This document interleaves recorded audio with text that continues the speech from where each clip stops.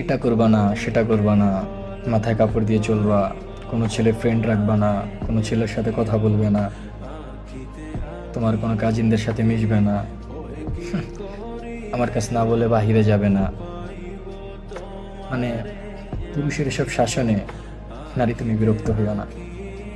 তুমি ভেবো না তুমি পরাধীন হয়ে গেছো, তুমি তোমার স্বাধীনতা হারায় ফেলছো, বন্দী হয়ে গেছো।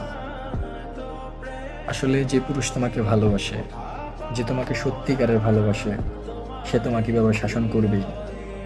কারণ যে তোমাকে সত্যিকারে ভালোবাসে সে তোমাকে নিয়ে হিংসে করবে। তোমার সাথে কেউ কথা বলা তো দূরে থাক, তোমার দিকে কেউ তাকালেও তার সহ্য হবে না। সে তোমাকে ভালোবাসে একান্ত তুমি তারই। সে পৃথিবীর সব কিছুর ভাগ দিতে পারবে, কিন্তু তোমার ভাগ অন্য কাউকে দিতে পারবে না। যে মানুষটা তোমাকে এভাবে শাসন করে সে মানুষটা সত্যিই তোমাকে ভালোবাসে। তাই বলি, তুমি পুরুষের এসব শাসনে বিরক্ত হইও না, তাকে ভালোবেসো। মনে রেখো তুমি সঠিক মানুষ পেয়েছো, এমন মানুষ হারিয়ে ফেলো না, খুব যত্ন করে আগলে রেখো।